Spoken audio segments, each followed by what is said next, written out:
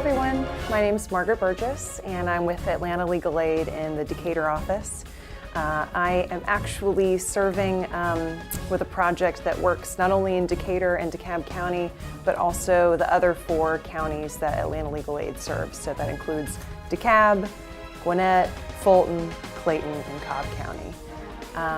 So I'll describe a little bit about the work that I'm focusing on in our Decatur office that touches those other counties as well. So at Legal Aid, I am focusing in particular on fair housing enforcement. So there's a lot of folks are familiar with the Federal Fair Housing Act, and Georgia has like a lot of other states, has its own state version of the Fair Housing Act that pretty much mirrors the federal one. A lot of folks have heard about this law before, that it says essentially you can't discriminate in housing against somebody based on their race or their gender or something like that. What gets a little more complicated, though, is what fair housing violations look like in practice, and that people don't always recognize when the Fair Housing Act is being violated. So in particular, my project at Legal Aid focuses on 2 key parts of the Fair Housing Act that are at issue. One is disability discrimination. And I'll step back for a moment and say, some of my colleagues in the Decatur office are working on issues with homeowners, and I'm working on issues that are particular to people who are renting. So everything I'm talking about is for folks who are renting apartments, renting homes. So with disability discrimination, a lot of our clients at Legal Aid have some sort of disability or have a family member with a disability. And either they're applying to get into housing, housing that they need to be accessible maybe in some way, or maybe they're currently in an apartment or a house, and they might need modifications based on their disability, or they might just need some accommodations in kind of the processes of how they interact with the landlord, how they interact with property management. There's all kinds of protections, not just in the Fair Housing Act, the words themselves, but HUD has provided a lot of guidance that's really helpful in this context. A really common problem that we're seeing with disability discrimination is a failure of landlords to kind of understand and do their duty under the reasonable accommodation provision. So reasonable accommodation, essentially, the Fair Housing Act says that if a person with a disability has to have an equal opportunity to enjoy their housing, to be in their house, just like someone who doesn't have a disability. And so sometimes that requires a landlord to make what's called a reasonable accommodation. One that we see a good bit and that I just dealt with the other day is someone requesting to have an emotional support animal or an assistance animal. There's different terms for this, service animal even.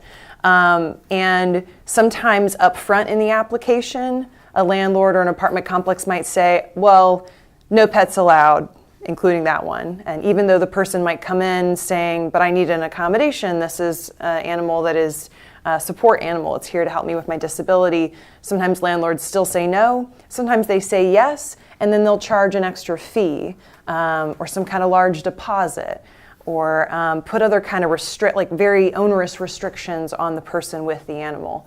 And these are the kinds of things that are supposed to be accommodated for a person with a disability. This whole reasonable accommodation part of the law is supposed to be allowing for flexibility and negotiation to help people with disabilities live in their housing more easily and stay in their housing more easily. So that comes up in the emotional support animal and the assistance animal context.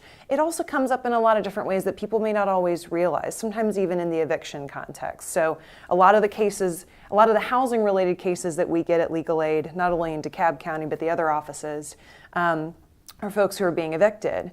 And sometimes what happens is someone with a disability is being evicted for something that may have to do with their disability. So for instance, we've seen cases before where someone might be getting Social Security payments a certain time of the month.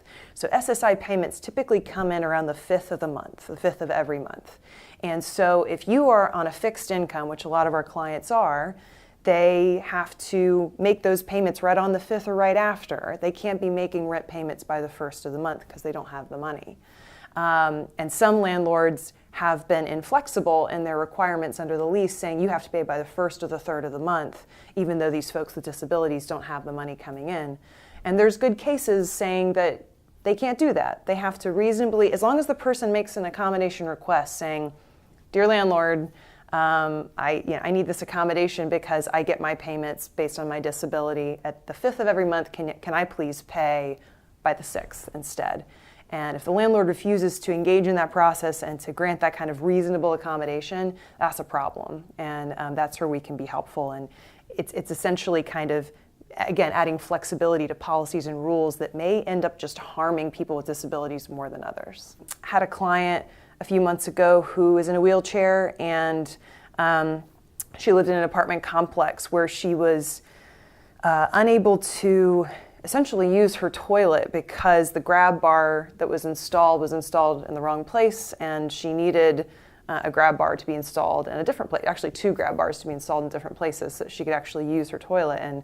And sometimes she'd be falling and she'd have to call EMS to help her. It was a really bad situation. She also had a stove in her kitchen that wasn't accessible for someone in a wheelchair. All the dials on the stove were on the very back, and she couldn't reach them. So there are handicap accessible stoves that have the dials on the front. And so essentially, she had been requesting these kinds of modifications from the landlord for a long time. Months go by, no response. And we got involved and found out that this particular complex has received a federal subsidy. And with that federal subsidy comes certain obligations. So I'll say at this point, a private landlord who doesn't receive any federal subsidy, they are required under the Fair Housing Act to allow you to make a reasonable modification, such as, if you're in a wheelchair and you need that grab bar, they can't keep you from doing that, but you would have to pay for it.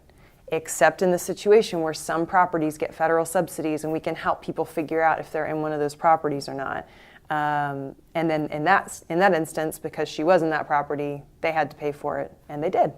We at Legal Aid want to be responsive to the needs that are actually in the community. And so a lot of what I've talked about today is important to me, and I hope also important to the community, because I feel like fair housing enforcement can sometimes feel pretty removed from what people are actually suffering from.